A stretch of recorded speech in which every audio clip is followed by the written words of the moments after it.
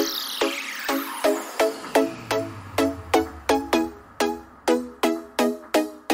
kasih Pak Jojo. Shalom para pemimpin Komsel Impact Community Indonesia. Suara saya bisa terdengar ya? Oke, baik. Kita akan memulai. Saya minta tolong untuk Resta men-sharekan materi yang saya sudah kirimkan. Saya minta bantuannya. Oke, hari ini kita akan belajar pengetahuan dasar tentang kekerasan dalam rumah tangga itu seperti apa. Lalu kita dalam konteksnya sebagai leader-leader Komsel, kita harus seperti apa gitu ya, menanggapinya itu seperti apa. Nah, prinsipnya seperti ini Bapak Ibu sekalian. Pada waktu kita ingin menanggapi sesuatu, kita tidak akan bisa menanggapi dengan tepat kalau kita tidak tahu itu apa. Gitu ya. Kalau kita dengar suara, kita nggak tahu itu suara apa, kita nggak akan bisa kasih respon yang tepat. Tapi kalau kita tahu, oh itu suara Kak Kiki lagi nyanyi, praise worship, dan ngajak kita untuk nyanyi, maka kita akan bisa memberikan respon dengan tepat. Untuk itu memahami terlebih dahulu kekerasan dalam rumah tangga seperti apa, akan jadi dasar yang baik bagi kita untuk memberikan respon yang tepat. Gitu ya. Kita akan mulai, silahkan Reza next. Yang pertama tentu saja masuk dalam definisinya ya. Jadi yang pertama adalah KDRT itu bukan persoalan private atau domestik. Kalau kita selalu berpikir bahwa oh itu masalah rumah tangga orang jangan ikut campur, kita salah. KDRT adalah persoalan yang menjadi publik, menjadi urusan lingkungan, menjadi urusan negara bahkan gitu ya. KDRT termasuk dalam pelanggaran hak asasi manusia dan kejahatan terhadap martabat serta bentuk diskriminasi. Sehingga kekerasan dalam perilaku yang terbuka atau tampak begitu ya, atau perilaku yang tertutup atau bersifat menyerang, dia menyerang orang lain atau bersifat mendefense karena dia bertahan begitu ya, tapi bertahannya ini dalam bentuk kekerasan itu dan menggunakan kekuatan untuk orang lain, untuk menekan, untuk mendefense tadi, menyerang gitu ya, atau melakukan sesuatu perilaku kekerasan bentuknya dalam penggunaan kekuatan itu masuk dalam kategorial KDRT. Nah, Undang-Undang Indonesia itu sudah memiliki peraturannya tentang KDRT dan itu tertera dalam Undang-Undang Nomor 23 Tahun 2004. Jadi sebenarnya undang-undangnya sudah cukup lama, tapi memang kita masih sangat kesulitan mengaplikasikan itu dalam kehidupan bermasyarakat di konteks Indonesia.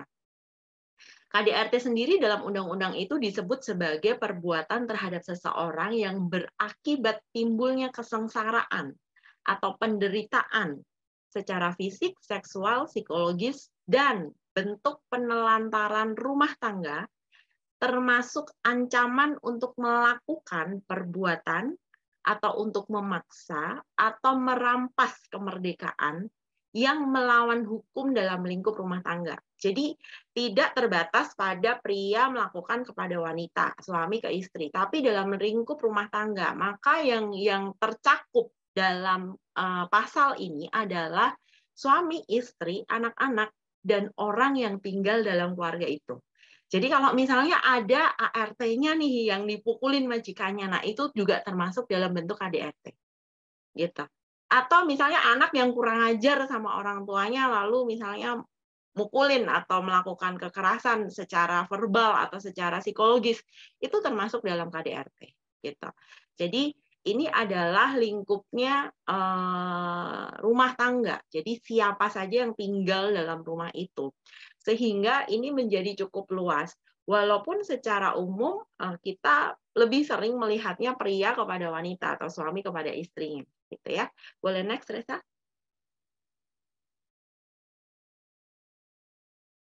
Ya, jadi tadi sudah disebutkan KDRT itu meliputi apa? Secara singkat saya lebih perjelas lagi, yaitu kekerasan fisik yang menyebabkan rasa sakit, jatuh sakit, atau luka berat.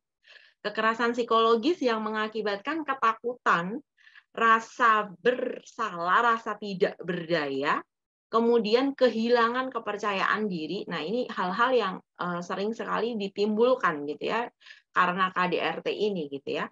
Kemudian menjadi tidak mampu bertindak gitu. Jadi si individu itu seperti nggak berdaya, tidak bisa melakukan apa-apa. Kemudian kekerasan seksual termasuk dalam bentuk pemaksaan hubungan seksual sekalipun dalam relasi suami istri gitu. Dengan tujuan entah itu komersil atau tujuan pribadi si individu itu sendiri gitu ya. Atau bentuk keempatnya adalah penelantaran rumah tangga. Jadi ada kewajiban dalam rumah tangga itu yang harus dipenuhi kan, baik oleh suami atau oleh istri. Nah, kalau ada penelantaran yang seharusnya diwajibkan secara hukum tetapi tidak dipenuhi, itu termasuk dalam KDRT. Juga termasuk bentuk-bentuk yang mengakibatkan ketergantungan ekonomi dengan cara membatasi atau melarang bekerja yang membuat salah satu individu itu menjadi korban gitu. Yang berada dalam kendali. Nah, ini kita sering mendapati yang seperti ini sesungguhnya, gitu ya. Jadi tidak dalam bentuk kekerasan fisik, verbal atau yang lain, tapi dia tidak berdaya gitu. Dia di bawah kendali. Nah, itu sebenarnya adalah bentuk penelantaran rumah tangga tadi, gitu ya. Tidak memberikan kebebasan. Boleh di next, Reza?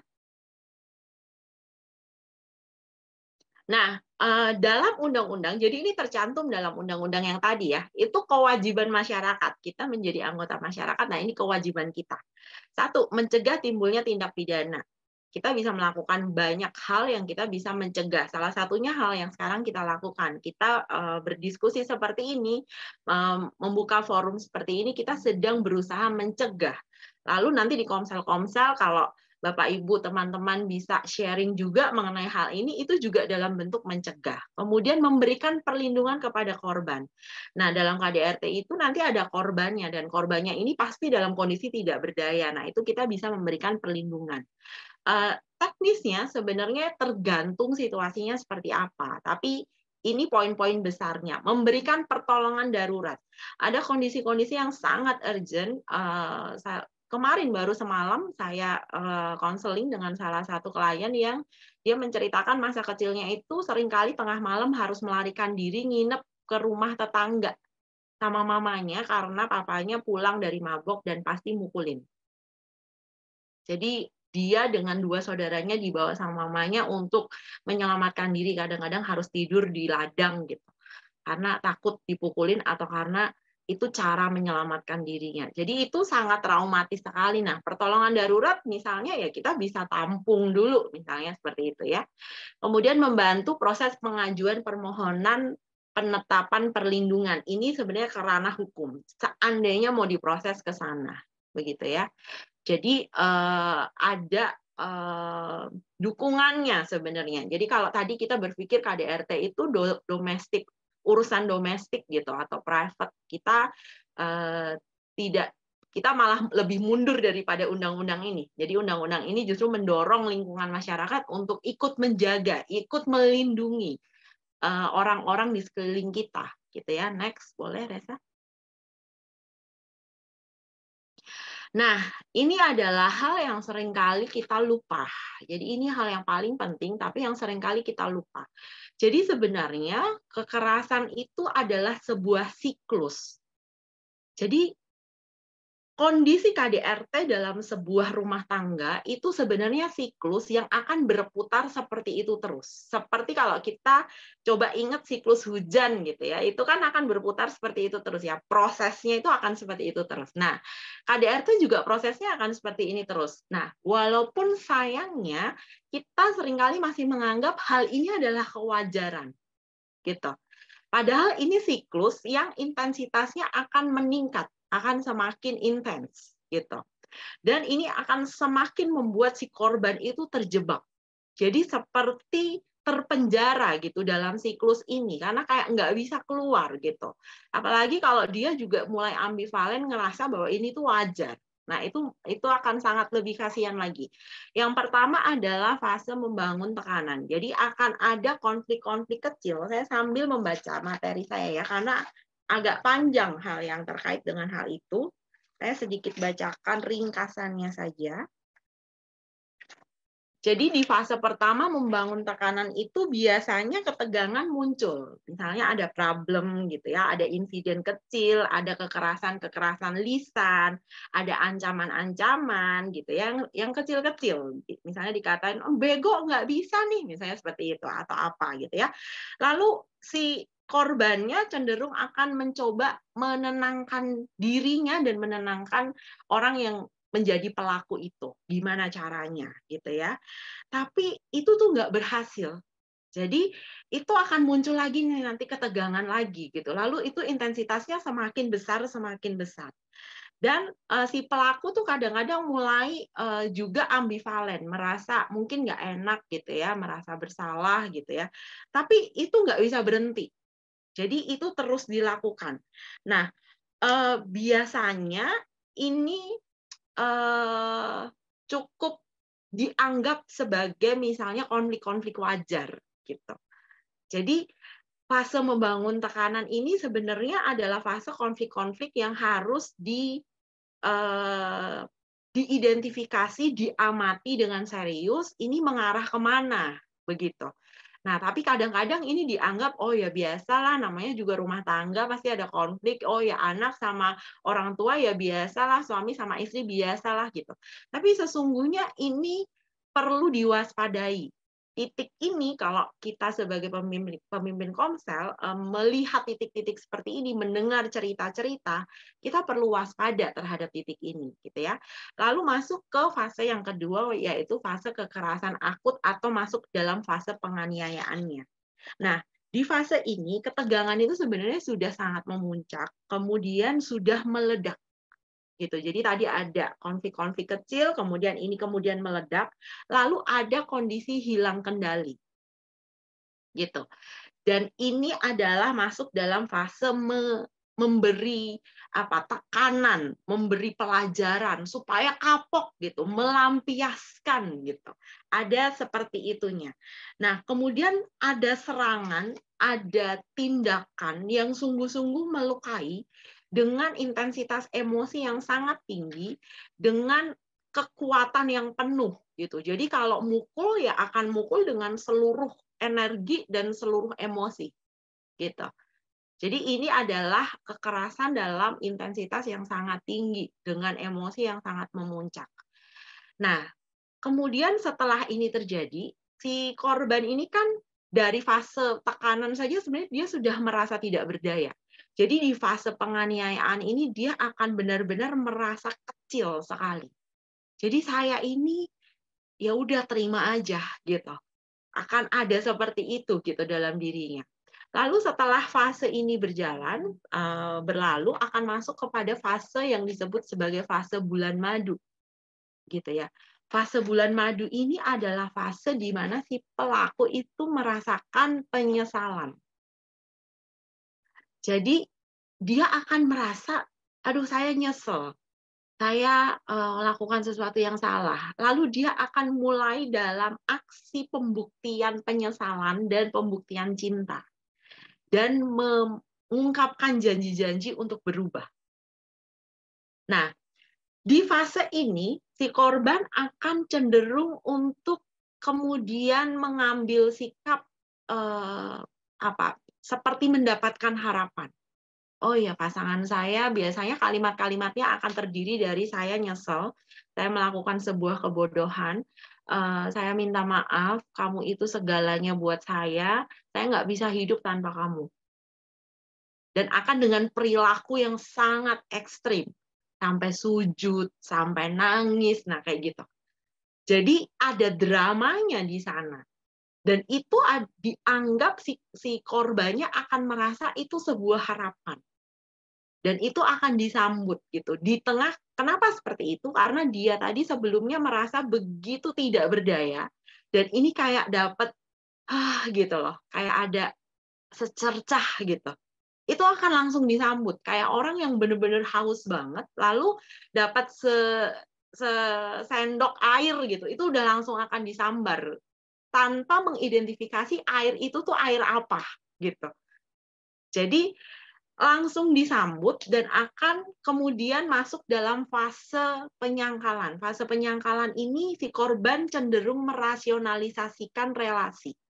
Jadi korban akan merasa, ya memang setiap orang tuh punya karakter ya, memang setiap orang punya kelemahan, ya saya harus bertahan, ya yang penting dia itu sayang sama saya, dia mengasihi saya, ya mungkin dia khilaf gitu. Jadi akan banyak sekali rasionalisasi dan itu kalimatnya bisa macam-macam. Tergantung siapa si korban, bagaimana kondisinya, apa value-value, nilai-nilai yang dia pegang. Kalau dia religius, dia akan pakai rasionalisasi religius. Kalau dia orang-orang yang misalnya mengikuti tradisi keluarga, value keluarga, dia akan pakai itu. Apa yang dia pegang? Nah, itu kita mesti lihat. Lalu nanti akan masuk dalam fase tenang. Fase tenang itu seperti fase, nggak ada apa-apa. Hidup berjalan seperti biasa. Nah, tapi nanti akan muncul lagi insiden-insiden kecil. Lalu akan naik lagi. Gitu, masuk ke dalam fase membangun tekanan lagi. Gitu. Lalu akan meledak di satu intensitas tertentu yang tadi masuk dalam kekerasan akut, penganiayaan, dan itu akan terus berputar. Gitu. Dan selalu sama polanya. Selalu si superior akan menjadi tetap superior, si inferior akan tetap menjadi inferior, dominasi akan tetap dipegang oleh si superior, dan itu akan terus seperti itu. Nah, lingkaran kekerasan ini sulit sekali kita break kalau si korban tidak aware proses ini.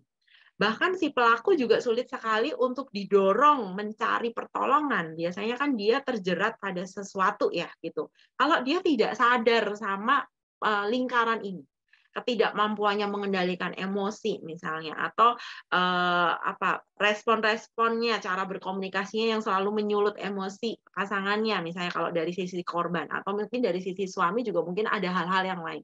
Nah itu kalau tidak menyadari, itu sulit sekali di-break siklus ini. Jadi lingkaran kekerasan ini adalah siklus paling menjebak dalam kekerasan dalam rumah tangga. Gitu. Makanya tidak heran kalau kemarin itu ya Lesti langsung cabut tuntutannya kan. Karena sebenarnya dia masuk dalam jebakan ini. Lingkaran ini. Gitu. Boleh di next, Reza?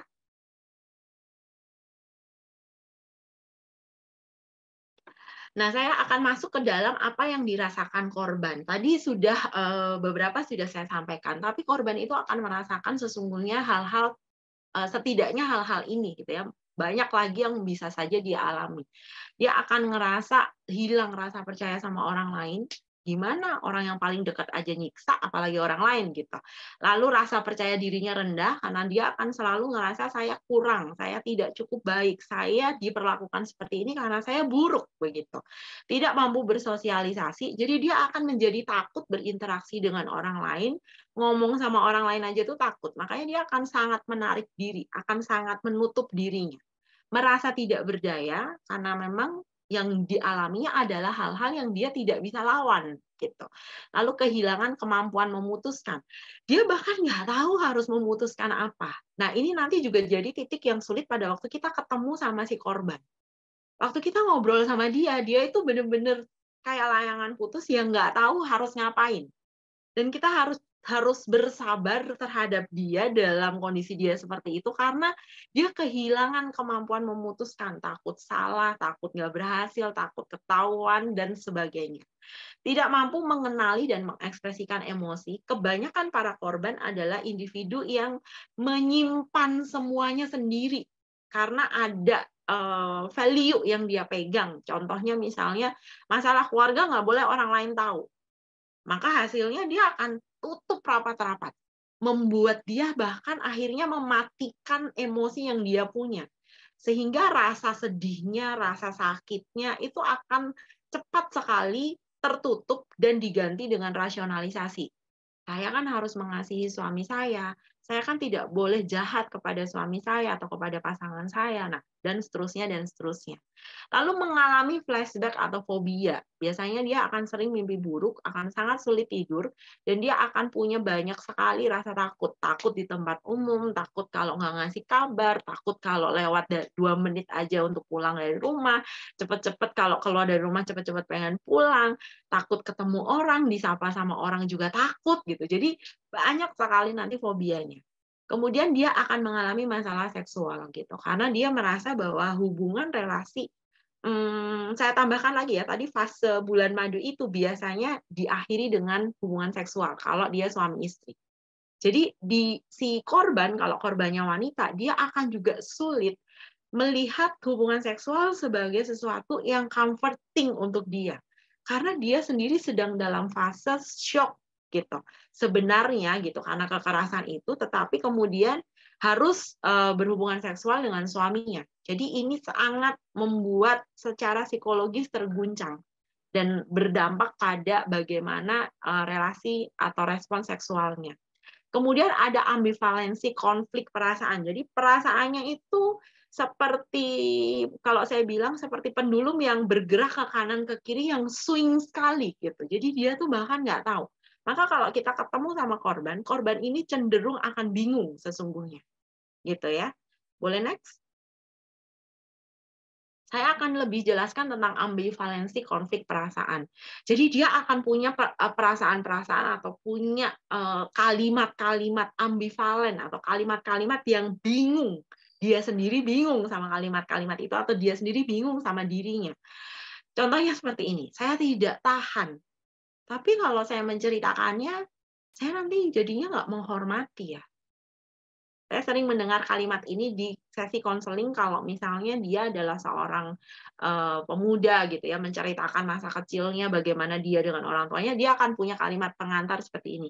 Saya cerita ini bukan untuk menjelek-jelekan orang tua saya ya. Jadi dia sangat takut bahwa akan muncul stigma, pemikiran, label dari si pendengar bahwa dia sedang menjelekkan orang tuanya.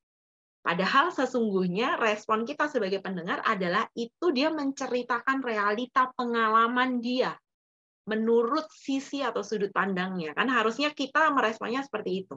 Nah, tapi ini loh konfliknya dari diri si korban. Kemudian dia akan juga mikir saya takut dengan akibatnya. Misalnya karena pasangannya ini orang terhormat atau terkenal atau disegani atau kaya atau punya kuasa atau apapun gitu ya. Lalu dia akan punya kalimat tambahan, "Kalau saya cerita, nanti saya yang salah. Mau saya cerita apapun nanti ujungnya saya yang salah." Gitu.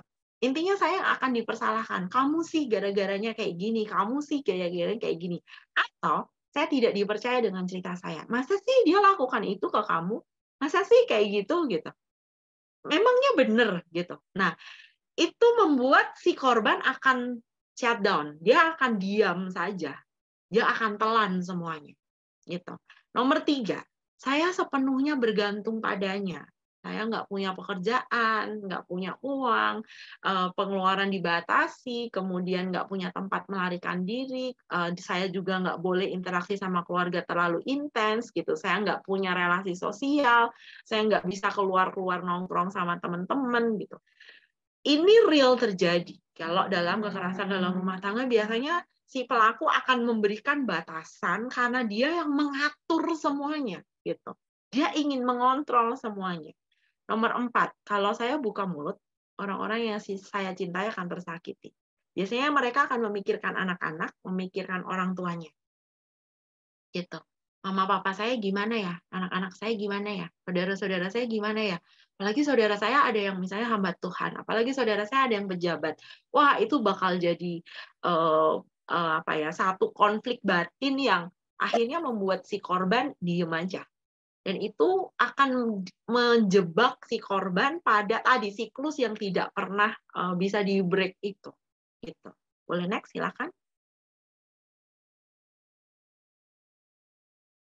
Nah, saya akan masuk dalam kondisi gambaran psikologis si pelaku. Boleh next, Reza?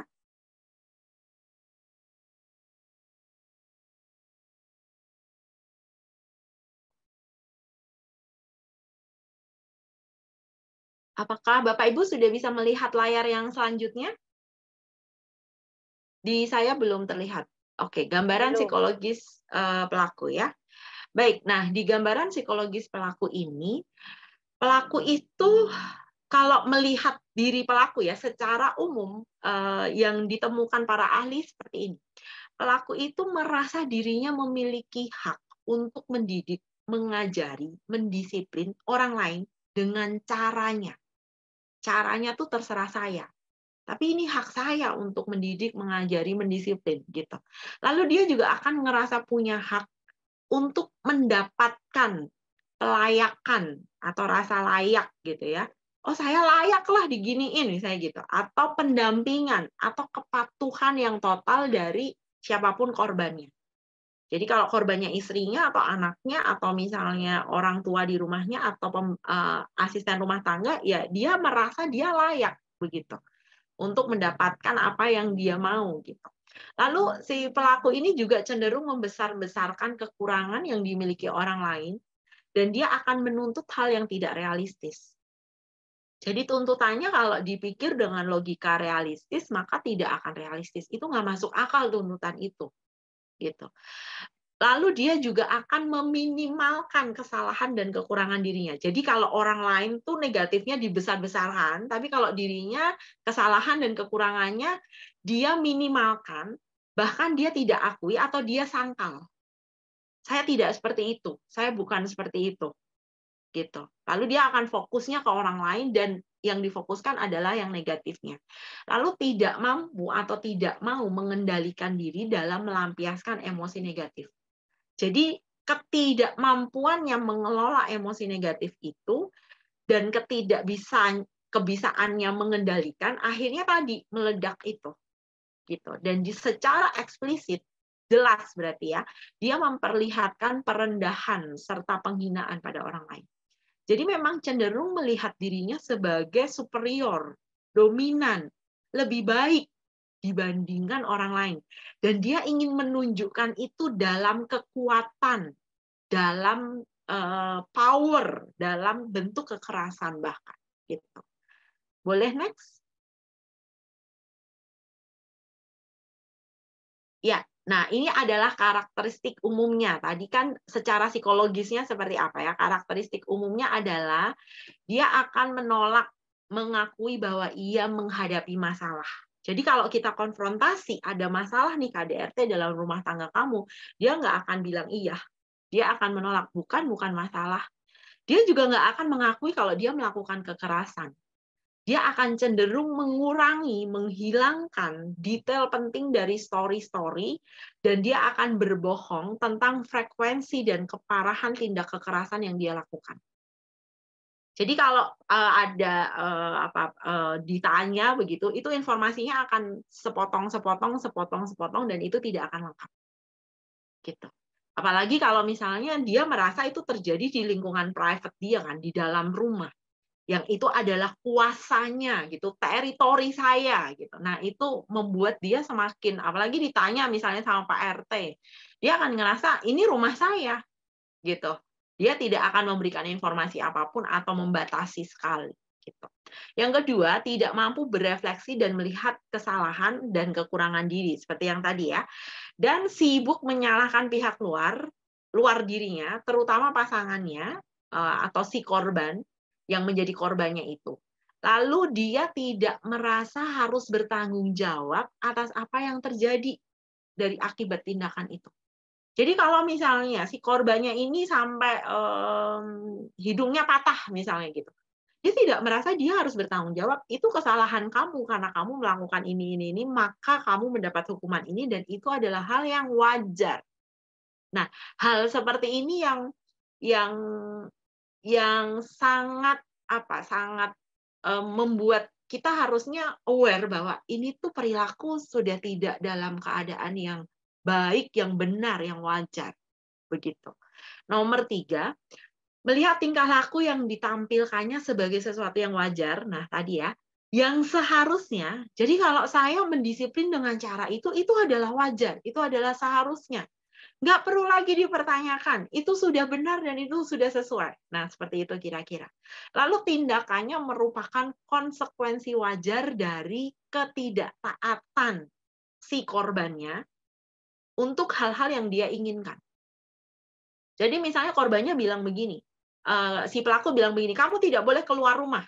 Tapi misalnya korbannya keluar rumah misalnya hanya untuk, apa gitu ya, misalnya, hanya untuk mengembalikan Tupperware, kemarin tetangga ngasih makanan gitu, lalu karena udah lama dia nggak enak, udah lama banget nggak bisa keluar, terus gini dia nyuri-nyuri ngembaliin Tupperware. Itu nanti pas pulang, itu bisa dipukul dengan alasan kamu tidak mentaati, gitu. Entah dipukul, entah dimaki-maki, tergantung perilaku kekerasannya apa. Boleh next, Reza? Lalu yang nomor 4, si pelaku ini cenderung menginternalisasi peran tradisional gitu ya. Jadi dia secara mentah-mentah gitu ya, menelan konsep tentang bagaimana seorang pria sebagai kepala keluarga. Dia yang harus didengar, ditaati, diikuti apapun kata-katanya gitu ya. Dan si pelaku ini akan sangat cemas dan marah. Jadi sebenarnya kondisi emosionalnya adalah takut dan marah yang bercampur, cemas dan marah. Kalau si korban atau keluarganya itu berbeda dari dia. Kalau dia bilang A, lalu anggota keluarganya atau si korban atau yang dianggap lemah itu berbeda dari dia, yang muncul adalah rasa cemas, rasa takut. Lalu kemudian dia melakukan langkah apapun yang biasanya dipilih adalah kekerasan untuk mengendalikan, untuk mengontrol. Nah, banyak pelaku yang menganggap keluarga itu properti, hak milik gitu. Jadi ini sangat salah ya gitu, karena bahkan kalau kita melihat perspektif Kristiani, Tuhan saja melihat kita sebagai pribadi. Dia memberikan kehendak bebas, dia merindukan kita mengasihi dia dengan kebebasan, freedom yang dia berikan bagi kita gitu ya. Dia bukan diktator begitu, tapi justru kalau dalam KDRT itu berbeda konsepnya. Keluarga saya ini properti saya, milik saya, hak kepemilikan yang bisa saya perlakukan sesuai apa yang saya mau. Gitu. Lalu hampir semua bentuk emosi negatif dipahami dan diekspresikan dalam bentuk kemarahan. Jadi tidak mampu mengelola dinamika emosinya sendiri, rasa takut, rasa cemas, rasa insecure-nya, semuanya itu tuh bentuknya cuma satu. Yang kelihatan di permukaan dalam perilaku cuma satu, dalam bentuk kemarahan. Dan karena dia takut, cemas kalau kelemahannya itu terlihat, maka dia akan menutupi kelemahan-kelemahannya itu dengan agresi atau kemarahan atau sikap dominasi atau kekerasan. Jadi hal inilah yang menjadi background dari perilaku itu, pelaku itu seperti apa dan kenapa itu menjadi siklus yang susah di-break karena korbannya juga punya dinamika psikologis tertentu. Boleh di next? Nah, ini saya lewati saja karena ini bisa dibaca mudah. Next. Nah, ini adalah keyakinan-keyakinan yang menjebak gitu ya. Keyakinan-keyakinan ini menjebak, membuat si korban ini tidak, dan bukan cuma korban. Keyakinan ini kadang-kadang juga dimiliki oleh masyarakat lingkungan sekitarnya. Kita mungkin memiliki salah satu di antaranya yang membuat kita tidak mampu menolong justru. Jadi satu adalah keluarga tempat yang paling aman, nyaman, dan penuh cinta bagi anggota-anggotanya. Kalimatnya benar, tapi keyakinan ini bisa menjebak. Karena tidak semua keluarga itu seaman itu. Gitu. Nomor 2, orang tua tidak akan melakukan tindakan tidak terpuji pada anak. Sekali lagi, kalimatnya benar, tetapi tidak semua orang tua melakukan hal yang baik bagi anaknya. Ada orang tua yang karena background hidup mereka, justru mereka melukai anak-anak mereka. Nomor 3, kepala keluarga akan berlaku penuh tanggung jawab dan kasih pada anggota keluarga. Sayangnya tidak semua. Gitu ya. Keluarga beriman atau beragama tidak akan melakukan kekerasan. Maaf, banyak sekali pelaku KDRT adalah atau korban KDRT adalah orang-orang dengan keyakinan Kristiani dan dengan mendapatkan kekerasan yang parah-parah sekali gitu. Yang kelima, bila ada masalah dalam keluarga itu pasti dapat diselesaikan oleh keluarga tersebut. Orang luar tidak berhak ikut campur. Kadang-kadang masalah itu udah tidak bisa lagi diselesaikan internal dan memang harus minta pertolongan pihak luar. Nomor 6, anggota keluarga yang membuka aib keluarga telah menghancurkan nama baik keluarga dan mengkhianati keluarga. Nah, ini keyakinan ini membuat dia akhirnya benar-benar tidak cerita dan akhirnya tidak tertolong. Tidak tertolong dalam artian mungkin secara fisik tidak sampai fatalistik gitu ya, misalnya sampai ada kecacatan atau sampai akhirnya meninggal dunia gitu. Tapi secara mental itu sudah hancur berantakan gitu. Dan itu akan meninggalkan trauma yang begitu dalam gitu ya. Nomor 7, keluarga yang baik tidak akan menceritakan keburukan dari anggota keluarganya, bisa suami, bisa ayah, atau bisa ibu, atau bisa siapapun. Nah, itu juga bukan hal yang kita kita harus telan mentah-mentah. Nah, kita harus hati-hati dengan pemikiran-pemikiran kita sendiri. Keyakinan ini kalau kita terima mentah-mentah atau kalau kita tidak berhati-hati membuat kita sendiri tidak bisa menolong korban. Kita sendiri akhirnya justru punya respon yang nggak tepat kepada korban. Boleh di next, Reza?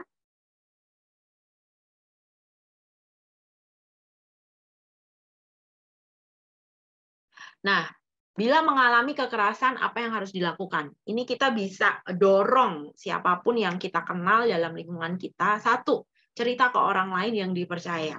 Jangan cerita ke sembarang orang. Cerita ke orang yang bisa dipercaya atau ke lembaga yang baik, lembaga yang terkait yang bisa menghandle, yang lembaga yang kredibel. Dan tekankan bahwa ini tuh bukan aib dan ini bukan berarti kamu jahat karena perasaan itu yang muncul dalam diri si korban.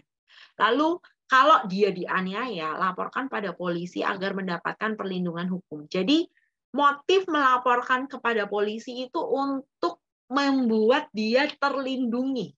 Harusnya begitu. Gitu ya. Jadi membuat dia terlindungi itu akan motif yang menurut saya paling tepat gitu. Bukan secara sengaja supaya orang itu dihukum. Tidak seperti itu. Kesalahan yang dia buat, yang orang tersebut buat, memang kalau terproses secara hukum akan mendapatkan ganjaran hukuman yang setimpal dengan kesalahan yang dia buat. Tetapi motif kita sebagai pelapor itu untuk mendapatkan perlindungan bagi si korban. Nah, proses hukum itulah yang akan secara natural memberikan hukuman bagi si pelaku. Gitu. Nah, tapi ini tidak mudah gitu karena ada rasa marah gitu. Biasanya tuh kemarahan si korban akan bisa meluap sekali. Dan itu yang kita harus juga sadari bahwa korban akan bisa seperti itu gitu. Sehingga waktu dia melaporkan itu benar-benar dalam kemarahan, dalam emosional yang sangat memuncak juga gitu ya. Cari jalan keluar lewat konsultasi kejiwaan. Biasanya memang ada masalah secara kepribadian, secara emosional, secara jiwa dari diri si pelaku. Tapi korban sebenarnya juga harus mendapatkan penanganan psikologis dan kejiwaan karena ada luka-luka yang mereka alami. Luka fisik itu nunggu hari bisa sembuh. Tapi kalau luka dalam hati, luka dalam jiwa itu butuh proses. Bahkan contoh ada klien saya yang suaminya berselingkuh, sudah bertobat, tapi dia sendiri mengalami trauma.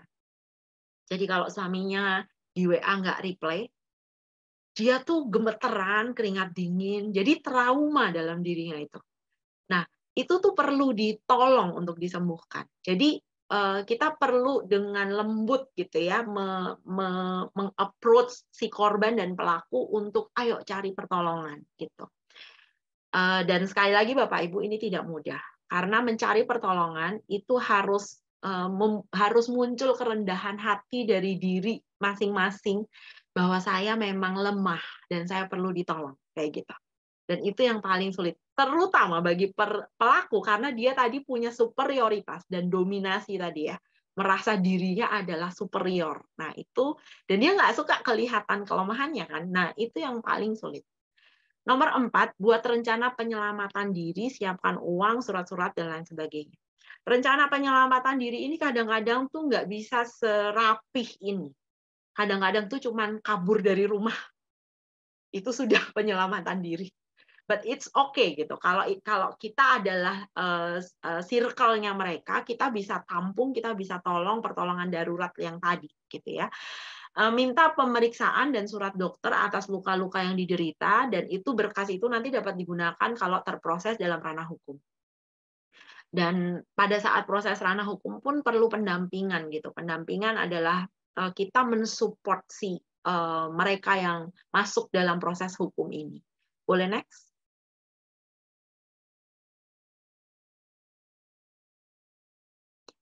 Iya, nah sekarang kan kita ini para penolong ya. Nah, ada beberapa pertanyaan yang saya ingin kita semua, nggak harus sekarang, tapi nanti setelah selesai materi ini, nanti materinya saya share di grup. Silakan Bapak Ibu juga merenungkan pertanyaan-pertanyaan ini. Apakah saya orang yang sesuai untuk kasus ini? Apakah saya punya waktu? Karena ini nggak bisa hanya satu sesi, karena kalau hanya satu sesi, kita hanya akan ketemu sama yang namanya emosinya doang. Kita nggak akan bisa dapat luka-lukanya dan nggak akan bisa nolongin untuk memproses luka-luka itu supaya sembuh. Jadi, apakah kita punya waktu?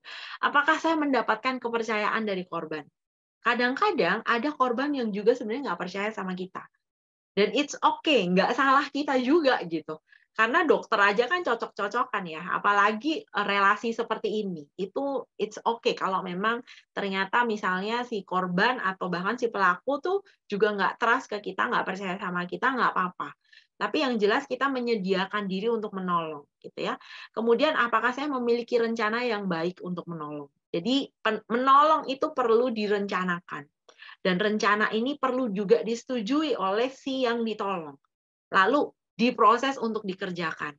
Nah, seringkali proses untuk mengerjakan tahapan menolongnya ini yang nggak jalan.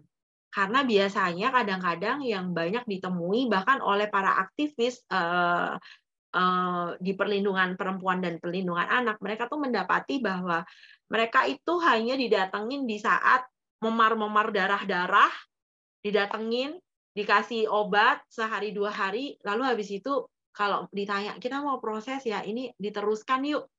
Dia nggak mau, gitu.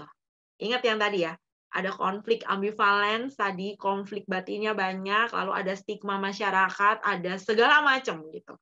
Nah, itu kita perlu pahami. Jadi, jangan juga menjadi merasa bersalah pada saat kita tidak berhasil menyelesaikan dalam tanda kutip sebuah kasus KDRT. Saya mau ingatkan kita bersama bahwa kita bukan Tuhan Yesus yang penyelamat semua orang. Kita adalah bagian dari karya keselamatan yang Tuhan Yesus sediakan bagi semua orang. Sehingga tugas kita mengulurkan tangan dan siap sedia kapanpun ada orang-orang yang datang kepada kita. Boleh next?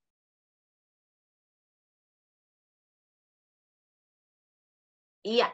Nah, para penolong hati-hati hal-hal berikut gitu ya. Ada hal-hal yang kita harus hati-hati untuk para penolong.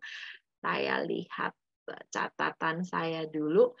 Jangan memberitahu korban apa yang terjadi pada dirinya, tetapi minta dia bercerita apa yang terjadi. Jadi kita tuh jangan sok tahu apa yang terjadi.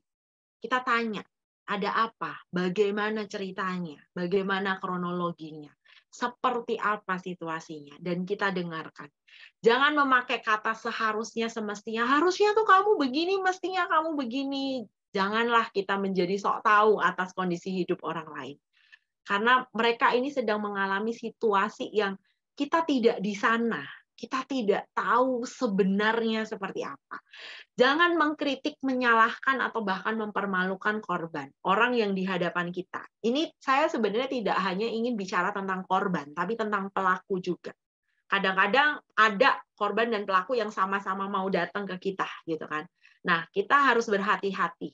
Jangan menyudutkan, begitu ya. Jangan membandingkan pengalaman korban dengan pengalaman orang lain atau bahkan dengan pengalaman diri kita sendiri. Oh, kalau si ini tuh bisa begini loh, kalau saya tuh dulu begini. Men-sharingkan pengalaman kita itu baik, tetapi men-sharingkan pengalaman kita, terutama pengalaman keberhasilan kita di waktu yang tidak tepat, akan menimbulkan tekanan dan luka yang tidak diperlukan. Mereka sudah terluka, mereka sedang membutuhkan bantuan, kita nggak usah nambahin. Jadi tidak perlu menambahkan cerita kesuksesan kita menyelesaikan hal-hal yang pernah kita alami. Akan ada waktunya kok. Nanti dia yang bertanya ke kita. Percayalah.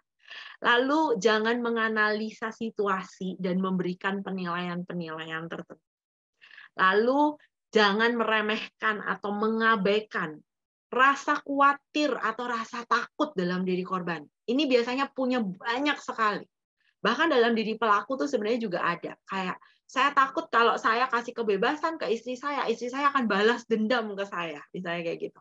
Nah, itu adalah hal yang kita harus dengar, kita harus terima sebagai realita fakta bahwa individu di hadapan kita adalah individu yang punya dinamika emosi dan itu mesti kita dengarkan, gitu. Lalu jangan memaksakan hal-hal untuk dipikirkan, dirasakan atau dilakukan oleh korban atau oleh pelaku.